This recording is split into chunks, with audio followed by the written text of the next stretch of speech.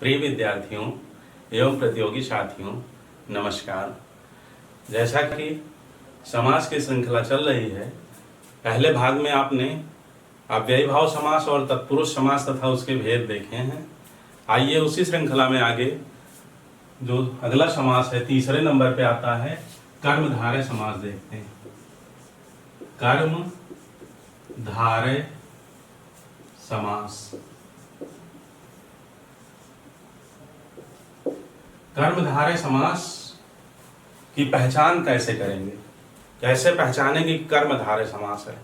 जैसे आपने अव्ययी भाव समास में सीखा कि अव्ययी भाव समास का पूर्व पद यानी पहले का पद अव्यय होता है और मुख्य होता है, प्रधान होता है। इसी तरह तत्पुरुष समास का उत्तर पद प्रधान होता है।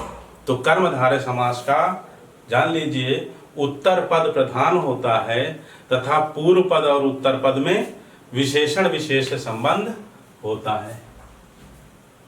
क्या होता है? जिस समस्त पद का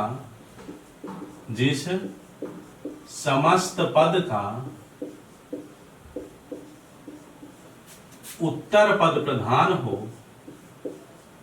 उत्तर पद प्रधान हो तथा पूर्व पद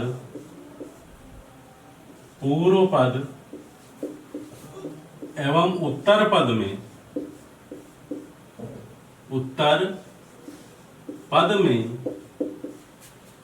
विशेषण विशेष अथवा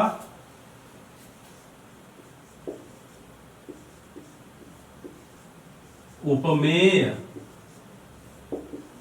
उपमान संबंध हो,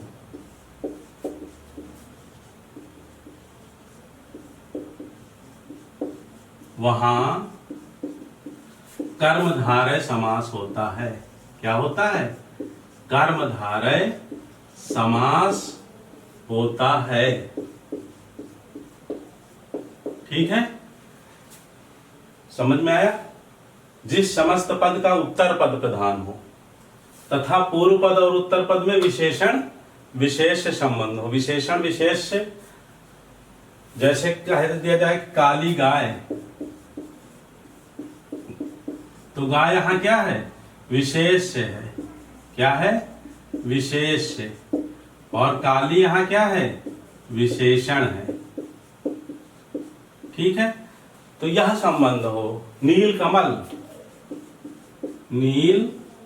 कमल, तो नील यहां क्या है?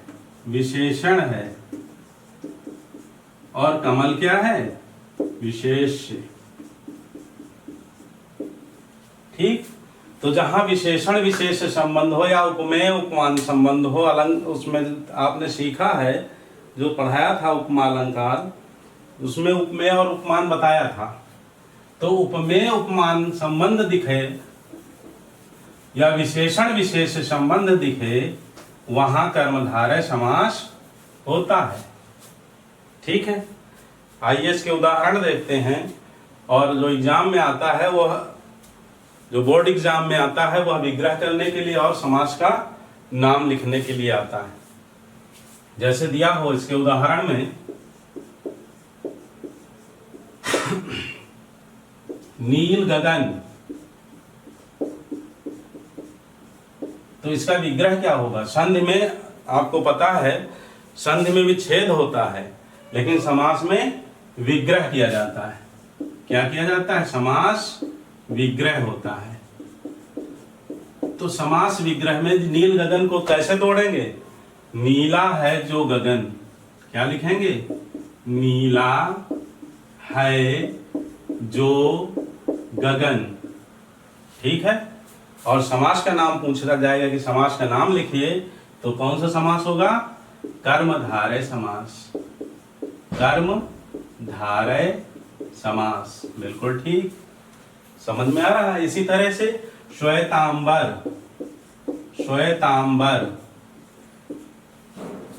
श्वेत का मतलब होता है सफेद। अंबर का मतलब होता है वस्त्र, अंबर का मतलब आकाश भी होता है। तो यहाँ श्वेतांबर है, तो श्वेत यानी सफेद वस्त्र, श्वेत वस्त्र है जो, कौन सा समास हो जाएगा? कर्मधारय समास। इसी तरह से नीलोत्पल, नीलोत्पल। अब नीलोत्पल अर्थ समझ लीजिए, नील माने नीला, उत्पल कमल का पर्यायवाची है, पर्यायवाची शब्द भी पढ़ाएंगे तब और अभ्यास आपका हो जाएगा। तो नीलोत्पल क्या होगा? नीला है जो कमल, समास कर्मधारय समास। इसी तरह से महात्मा क्या होगा? देख रहे हैं, विशेषण विशेष संबंध। महान है जो आत्मा, विग्रह करना सीखिए। महात्मा, महान है जो आत्मा, कौन सा समास होगा? कर्मधारय समास। इसी तरह से नील गगन, नील कमल क्या हो जाएगा? नीला है जो कमल। ठीक है, आगे समास लिखने के लिए आएगा कर्मधारय समास।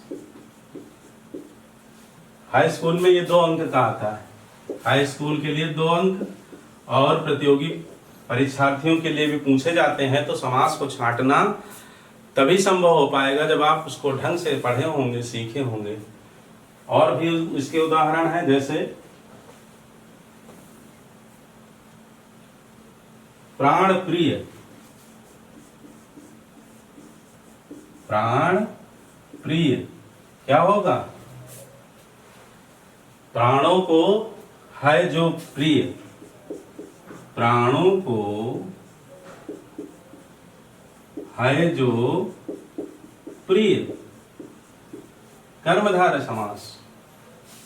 महापुरुष, महापुरुष क्या हो जाएगा? महान है जो पुरुष।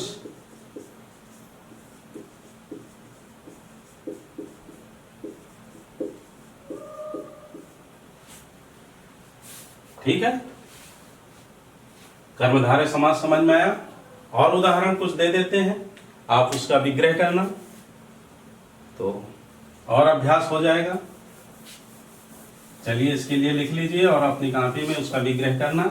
जो भी ना समझ में आए कमेंट करके आप पूछ सकते हैं उसका उत्तर। तो गृह कार्य में लिख लीजिए, जिसे आपको बना नील कंठ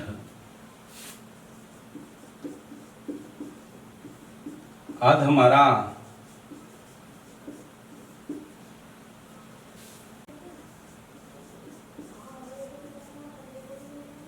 पुत्र रत्न,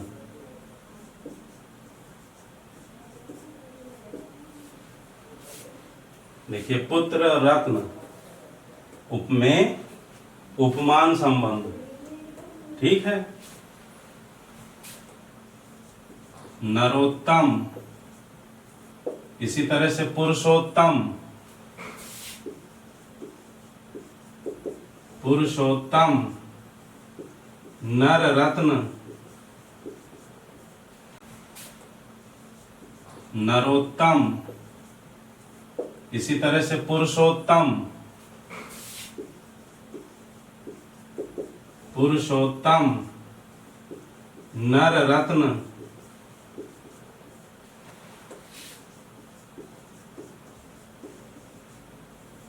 ठीक है।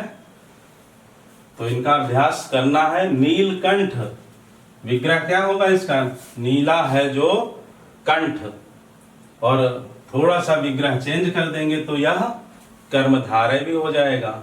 तो जो प्रतियोगी परीक्षार्थी हैं उनको जो है अच्छे से समझना चाहिए कि नीलकंठ अगर ऑप्शन में कर्मधारय है, बहुब्रीहि नहीं है, तो बहुव्रीहि नहीं लगाएंगे, नीलकंठ को कर्मधारय में रखेंगे। और अगर कर्मधारय समास ऑप्शन में नहीं है अथवा कर्मधारय और बहुव्रीहि दोनों हैं तो फिर बहुव्रीहि समास में इसको टिक करेंगे।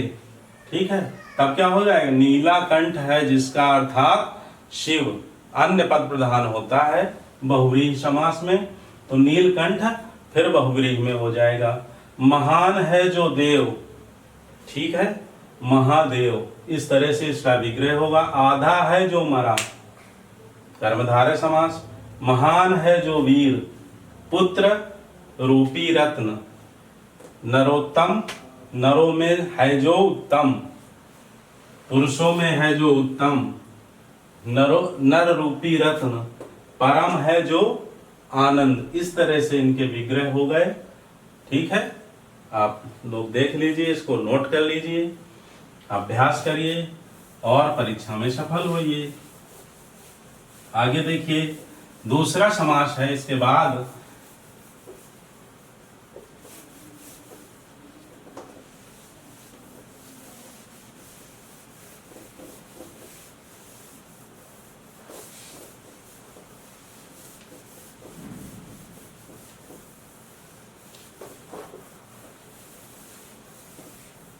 कौन सा समास है, द्विगु समास। द्विगु समास, जैसा आप देख रहे हैं समास में पहले ही द्वि लिखा है, द्वि का मतलब दो, द्वि का मतलब दो, तो इसको पहचानने की ये ट्रिक है। जहां द्वि, द्वि का मतलब दो, तो दो क्या है, संख्या है। दो क्या है, संख्या। अर्थात जिस समस्त पद का, समस्त पद तो बता चुके हैं, जान लीजिए समस्त पद क्या होता है, फिर देख लीजिए। समस्त पद जो होता है उसे हम सामासिक पद भी कहते हैं, सामासिक शब्द भी कहते हैं। और यह किनसे मिलकर के बना होता है, पूर्व पद और उत्तर पद से। पूर्व पद प्लस उत्तर पद का योग होता है। ठीक है, तो हिंदी में जो समास में होते हैं वह दो पद होते हैं, संस्कृत में दो से अधिक पदों का योग होता है। यहाँ मेल किसका होता है, पदों का, यानी शब्दों का। ठीक है, संधि में वर्णों का मेल होता है, बता चुके हैं पूर्व में। तो द्विगु समास को पहचानेंगे कैसे, आइए देखते हैं। द्विगु समास को पहचानने का बहुत आसान तरीका है और बहुत सरल भी लगता है, आपको भी लगेगा। द्विगु समास में पूर्व पद, पूर्व पद, पूर्व पद का मतलब समझ रहे हैं, पहले का पद। पूर्व का मतलब पहले का पद क्या होता है, संख्यावाचक तथा विशेषण। संख्यावाचक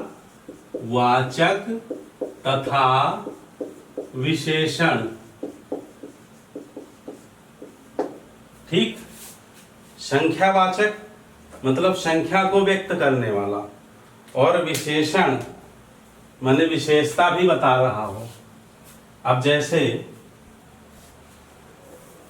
उदाहरण देख लीजिए, इसके परिभाषा लिखनी है तो परिभाषा तो आती नहीं, बता दे रहे हैं। जिस समस्त पद का, परिभाषा ये होगी कि जिस समस्त पद का पूर्व पद संख्यावाचक तथा विशेषण हो वह वहां द्विगु समास होता है। उदाहरण देख लीजिए, बहुत आसान है। जैसे चौराहा, चौराहा, इसका समास विग्रह क्या होगा, चार राहों का समाहार। समाहार का मतलब समूह भी होता है, माने जहां चार राहें एक जगह मिल रही हो या निकल रही हो जगह से, उसे क्या कहते हैं, चौराहा। अब यहाँ आप चौ देख रहे हैं, क्या है, संख्यावाचक है, इसलिए इसमें कौन सा समास है, द्विगु समास। ठीक है, क्लियर।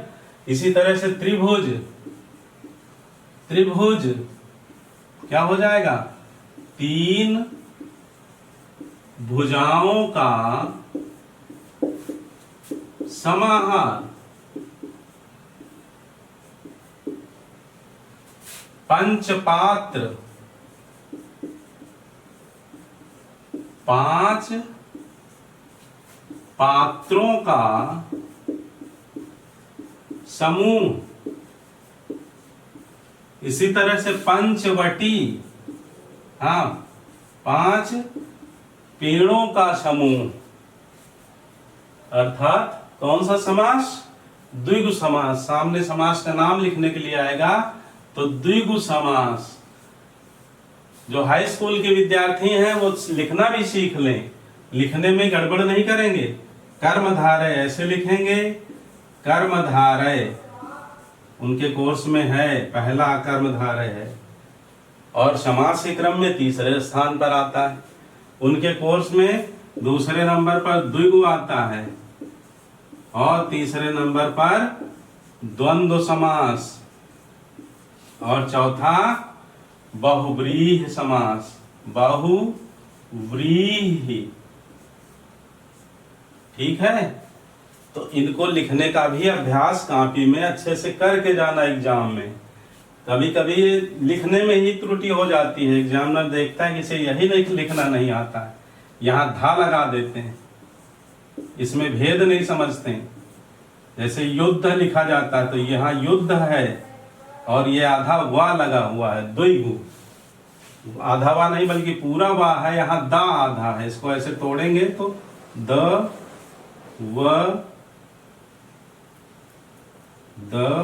प्लस व प्लस ई प्लस ग प्लस उ, द्विगु। ठीक, तो आधा वा यहां पर लगा है और उसमें छोटी की मात्रा और द, द्विगु। द्वंद्व यहां भी गड़बड़ करते हैं, आधा द प्लस व प्लस अ प्लस न प्लस द प्लस व प्लस अ, ये इसका विग्रह है। द्वंद्व, इसको इस तरह से भी लिख सकते हैं, द्वंद्व को द्वंद्व, और इस तरह से भी लिखते हैं द्वंद्व।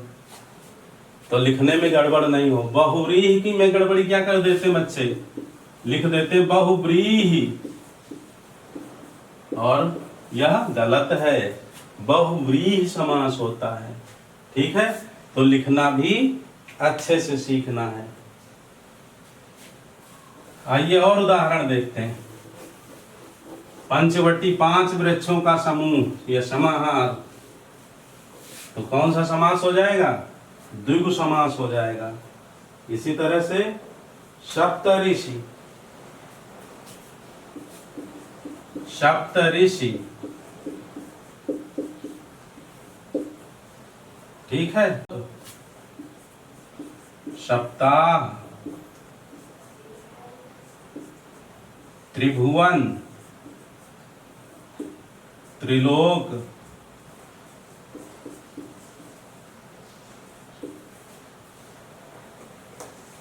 विग्रह क्या हो जाएगा? 7 ऋषियों का समूह। सप्ताह, 7 दिनों का समाहार। त्रिभुवन, 3 भुवनों का, 3 भुवनों का समाहार। ठीक है। त्रिलोक, 3 लोकों का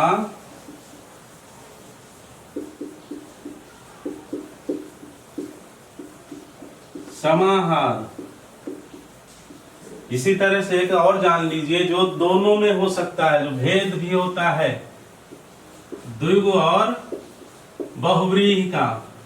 त्रिनेत्र, जो द्विगु भी हो सकता है और बहुव्रीहि के अंतर्गत भी आता है। बहुव्रीहि अभी पढ़ाएंगे तो फिर उसके बाद भेद अच्छे से समझ में आएंगे। त्रिनेत्र माने तीन नेत्रों का समूह, यदि आप इसे लिखते हैं कि तीन नेत्रों का समाहार, तो द्विगु समास हो जाएगा। और यदि आप इसे लिखेंगे तीन नेत्र हैं जिसके, अर्थात भगवान शिव, तो क्या हो जाएगा? तीन नेत्र हैं जिसके अर्थात भगवान शिव, तो यह बहुव्रीहि के अंतर्गत आएगा। समझ गए बच्चों? Very good. कुछ और उदाहरण लिख लीजिए गृह कार्य के लिए इसके, ठीक है? नोट करिए और इनका विग्रह लिख करके समास का नाम लिखिए। लिख लीजिए, दोपहर, सप्त सिंधु। ठीक है, कर लेंगे। तिरंगा, तिरंगा,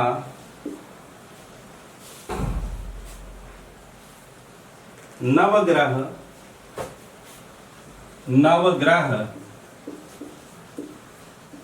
अष्टाध्यायी,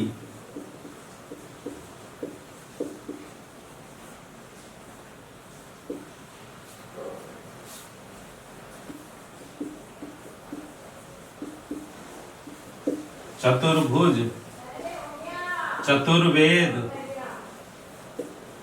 ठीक, तो ये सब द्विगु समास के उदाहरण हैं।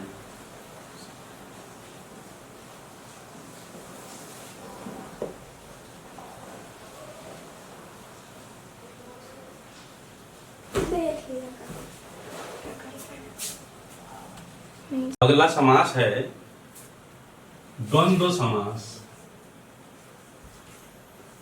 द्वंद्व समास क्रमशः देखा जाए तो ये 5वें नंबर पर है और हाई स्कूल के विद्यार्थियों के लिए यह 3रे नंबर का है। तो द्वंद्व समास, द्वंद्व युद्ध सुना होगा, दोनों बराबर युद्ध करने के लिए आए। यहाँ द्वंद्व में जो है ना तो उत्तर पद प्रधान होता है, ना पूर्व पद को हम प्रधान कहेंगे, बल्कि दोनों पद प्रधान होते हैं। न उत्तर, खाली उत्तर को नहीं कह सकते क्योंकि द्वंद्व है, यानी दोनों पद प्रधान होते हैं। ठीक है, इसीलिए इसका नाम है द्वंद्व। दो लोगों में जो युद्ध होता है उसे द्वंद्व युद्ध कहते हैं। दोनों को समान महत्ता यहाँ प्राप्त है। इसलिए जिस समस्त पद के, परिभाषा अगर लिखनी है तो जिस समस्त पद के दोनों पद प्रधान हो वहां द्वंद्व समास होता है। समास जो समस्त पद होता है वह यौगिक शब्द होता है और यह शब्द रचना के तत्व के अंतर्गत आता है। इससे शब्दों का निर्माण होता है। समास से क्या होता है? शब्दों का निर्माण। अब द्वंद्व समास के उदाहरण देखिए। इतनी बात समझ में आई? दोनों पद प्रधान होते हैं। उदाहरण, इसके लिए सूत्र है चार्थे द्वंद्वः, माने जहां चा का लोप हो। संस्कृत में है सूत्र, संस्कृत के लिए है। और हिंदी में पहचानने के लिए है जहां योजक चिन्ह लगा हो। योजक चिन्ह समझते हैं? एक उदाहरण देखिए, जैसे पाप पुण्य, तो यह योजक चिन्ह है। तो आपके कंपटीशन में जहां योजक चिन्ह लगा हो वहां आप आंख बंद करके मार दीजिए द्वंद्व समास। ठीक है, आपका उत्तर सही होगा। अब इसका विग्रह कैसे करेंगे? पाप और पुण्य, पाप और पुण्य, सुख दुख, सुख दुख, योजक चिन्ह यहां लगेगा। सुख दुख क्या हो जाएगा? सुख और दुख, सुख और दुख। ठीक है, इसी तरह से माता पिता, विग्रह आप कर लेंगे। माता पिता, हानि लाभ, दिन रात, यश अपयश, उत्थान पतन, अवन अंबर, जल थल, गरल सुधा। विग्रह आप करेंगे? बिल्कुल ठीक। माता और पिता, हानि और लाभ, दिन और रात, यश और अपयश, उत्थान और पतन, उत्थान या पतन, अवन और अंबर, जल और थल, गरल और सुधा। गरल क्या है? विष, और सुधा क्या है? अमृत। अवन क्या है? धरा, धरती, पृथ्वी, वसुंधरा। अंबर क्या है? आकाश, नभ, व्योम, अंतरिक्ष। तो इस तरह से आप द्वंद्व समास को बड़े आसानी से, बड़ी सरलता, सहजता से सीख सकते हैं। ठीक है, कोई टेंशन? समझ में आ गया? और अंतिम समास बचा है। जब यहां तक समझ लिए हैं तो उसे और आसानी से, बड़े प्रेम से समझिए। पढ़ने के लिए तनाव लेने की आवश्यकता नहीं है, हैं? तनाव तो तब लो जब गलत विचार मन में आए। तनाव तब होना चाहिए कि मैं क्या सोच रहा हूं, मैं क्या करने जा रहा हूं। पढ़ने के लिए तनाव लेते हैं क्या? पढ़ने के लिए तो मस्ती में पढ़िए, प्रेम से पढ़िए। छठवां समास क्या है? बहुव्रीहि समास।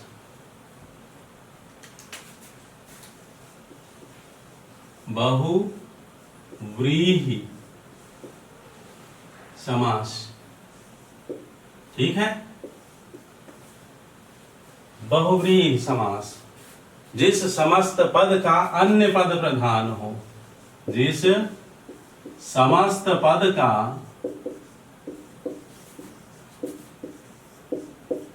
अन्य पद प्रधान हो, अन्य पद प्रधान हो।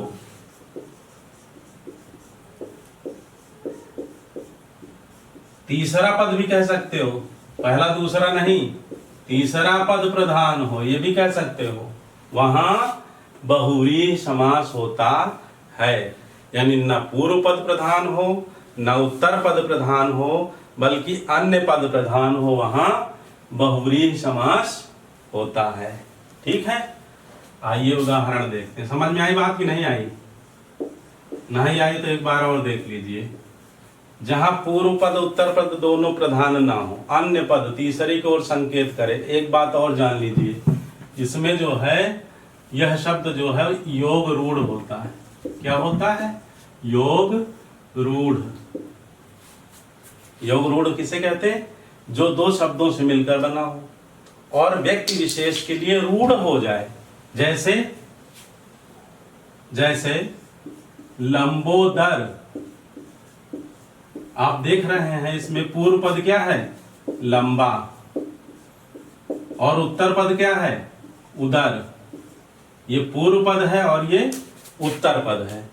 ठीक, इन दो पदों से मिलकर के शब्द बना है लंबोदर। तो अब ये कैसा शब्द हुआ? यौगिक। यौगिक। लेकिन यह यौगिक शब्द भगवान गणेश जी के लिए क्या हो गया है? रूढ़ हो गया है।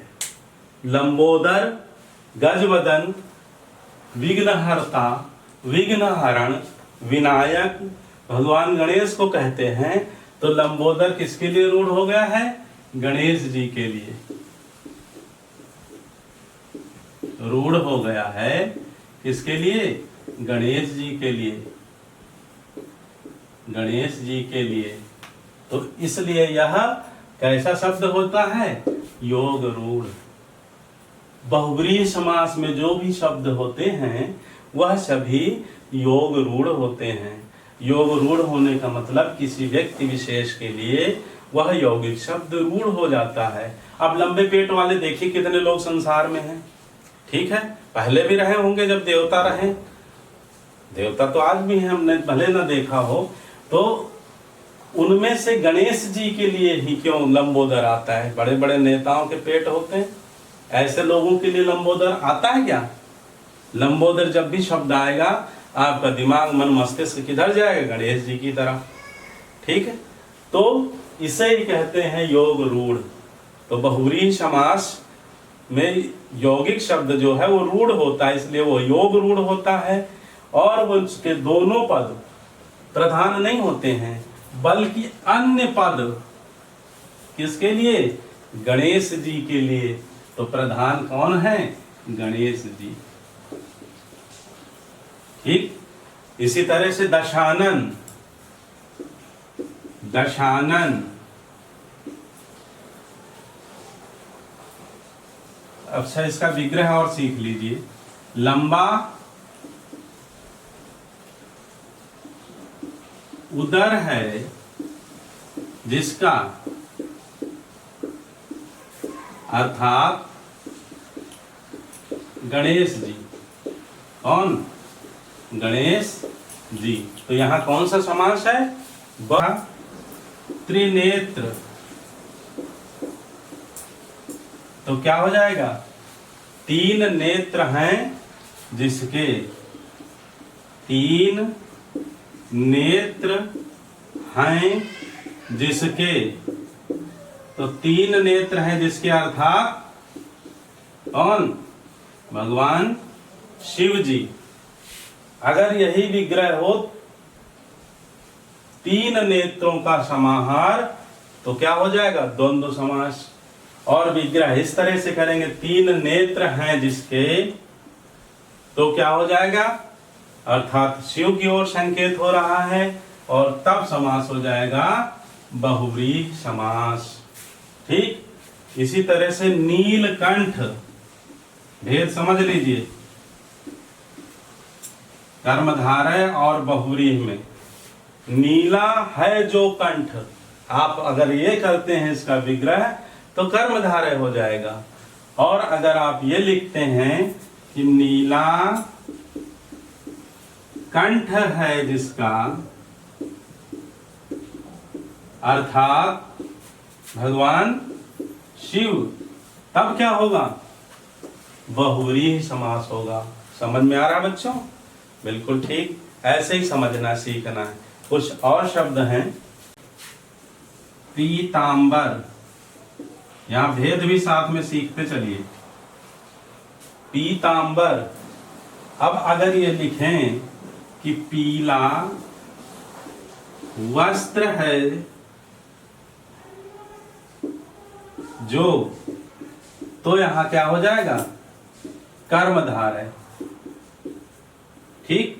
ये और प्रतियोगी परीक्षार्थी भी समझ लें कि यदि पीतांबर शब्द आया है, पूछा गया है, और ऑप्शन में बहुव्रीहि दिया है तो ये उत्तर होगा, और बहुव्रीहि नहीं दिया है तो कर्मधारय उत्तर होगा। क्योंकि पीला, पीत विशेषण, अंबर विशेष, तो विशेषण विशेष संबंध है इसलिए कर्मधारय। परंतु यदि बहुव्रीहि दिया है तो यह अन्य पद के लिए, अन्य तीसरे व्यक्ति के लिए भी यह इंगित कर रहा है। किसे कहा जाता है? पीला, पीला वस्त्र है जिसका, अर्थात भगवान कौन? श्री कृष्ण, ठीक है। तो भगवान श्री कृष्ण के लिए योग रूढ़ शब्द है पीतांबर। तो अगर बहुव्रीहि समास दिया है तो आप बहुव्रीहि को टिक करेंगे, और अगर बहुव्रीहि नहीं दिया ऑप्शन में तो आप कर्मधारय लगाएंगे।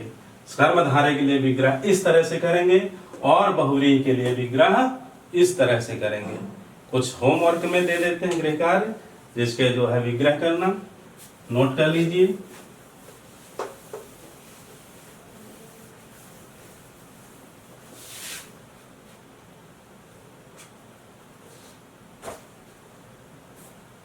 चतुर्भुज।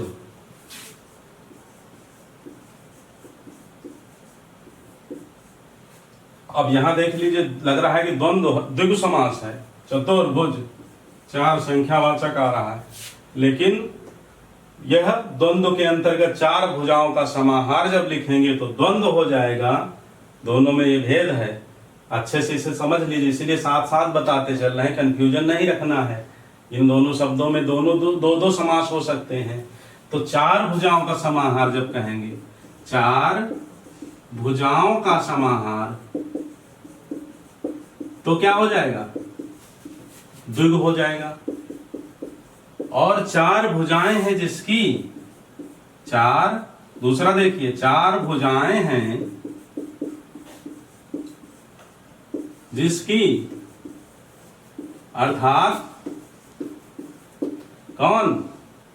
श्री भगवान विष्णु। तो यहां पर क्या हो जाएगा? बहुब्रीहि समास। देखने में लग रहा है द्विगु भी है, लेकिन इसका 4 भुजाओं का समाहार करेंगे तब द्विगु होगा। इसी तरह कंपटीशन में यदि द्विगु दिया है, बहुब्रीहि नहीं दिया है, तो आप द्विगु को टिक करेंगे, और अगर द्विगु नहीं दिया है तो बहुब्रीहि तो है ही। ठीक। और देखिए,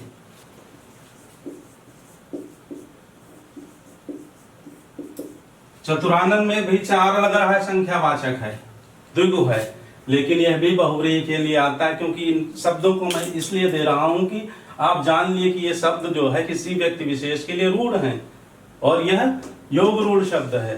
तो 4 मुख हैं जिसके, अर्थात ब्रह्मा जी, तो बहुब्रीहि समास। ठीक है, लिख लेंगे, 4 मुख हैं जिसके, अर्थात ब्रह्मा जी। ठीक। इसी तरह से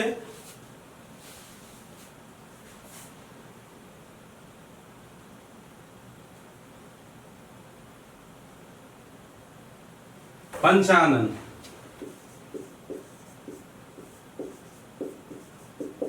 या पंचमुख।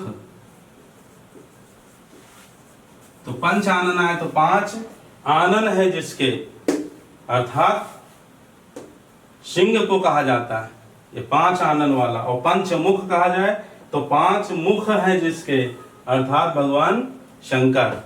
ठीक है, तो कुछ और नोट करिए इसके अतिरिक्त, अच्छे से अभ्यास हो जाए, जिससे एग्जाम में आए तो ये प्रश्न जो है आपसे गलत ना हो। पंकज भी योग रूढ़ शब्द है। पंकज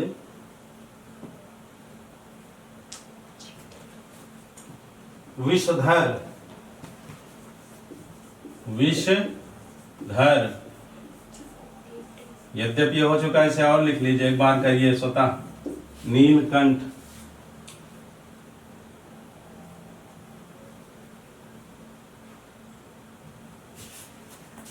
घनश्याम,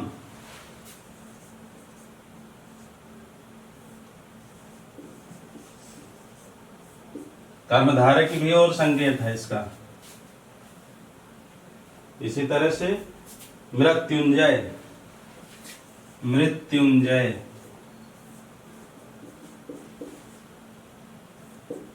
ठीक, तो ये होमवर्क में आपको करना है। अब आप भली भांति ये सीख गए होंगे कि द्वंद्व समास क्या होता है, द्विगु समास क्या होता है, कर्मधारय समास क्या होता है, बहुब्रीहि समास क्या होता है। अभी इसका एक पार्ट और बनेगा, इसमें तो चूंकि यह प्रारंभिक स्तर का वीडियो रहा है, इसलिए प्रारंभिक जो है इसकी तैयारी आप इससे कर सकते हैं। इसके बाद जो इनके भेद हैं उन भेदों को समझाएंगे। उसके बाद विभिन्न प्रतियोगी परीक्षाओं में जो प्रश्न पूछे गए हैं उनका भी एक वीडियो लेकर के आएंगे। तब तक आप इसे पढ़ते रहिए, व्यस्त रहिए, मस्त